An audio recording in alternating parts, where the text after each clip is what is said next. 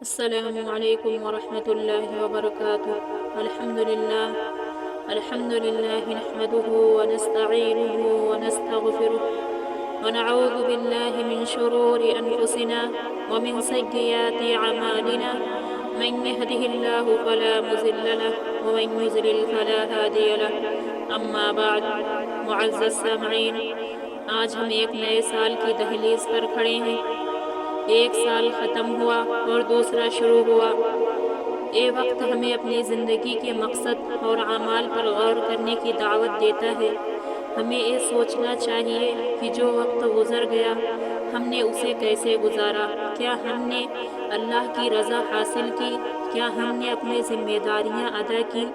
قرآن پاک میں اللہ تعالیٰ فرماتے ہیں، والعصر ان الانسان لفی خسر الا الذین آمنوا وعملوا الصالحات وتواصوا بالحق وتواصوا بالصبر۔ وقت کی قسم، بے شک انسان خسارے میں ہے سوائے ان لوگوں کے جو ایمان لائے، نیک اعمال کیے، حق کی تلقین کی اور صبر کی نصیحت کی۔ یہ آیات ہمیں یاد دلاتی ہے کہ وقت اللہ کی ایک بڑی نعمت ہے اور اس کا درست استعمال ہی کامیابی کا ذریعہ ہے۔ نئے سال کا مطلب محض خوشیاں منانا یا نئے ارادے کرنا نہیں، بلکہ اپنے ماضی کی غلطیوں سے سبق لینا اور آئندہ زندگی کے لیے بہتر منصوبہ بندی کرنا ہے۔ ہمیں چاہیے کہ ہم اس موقع پر سچے دل سے اللہ سے دعا کریں، اپنی غلطیوں پر معافی مانگیں اور عہد کریں کہ آئندہ ان سے بچیں گے۔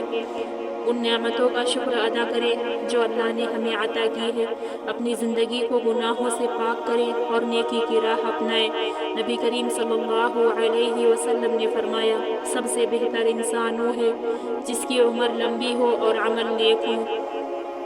ہمیں اس بات پر غور کرنا چاہیے، کیا ہم اپنی زندگی کو اس حدیث کے مطابق گزار رہے ہیں؟ کیا ہمارے دن اور رات اللہ کی رضا کے مطابق ہیں؟ آخر میں دعا ہے کہ اللہ تعالی ہمیں نیک اعمال کرنے، وقت کی قدر کرنے اور اپنی زندگی کو اسلام کے اصولوں کے مطابق گزارنے کی توفیق عطا فرمائے۔ آمین۔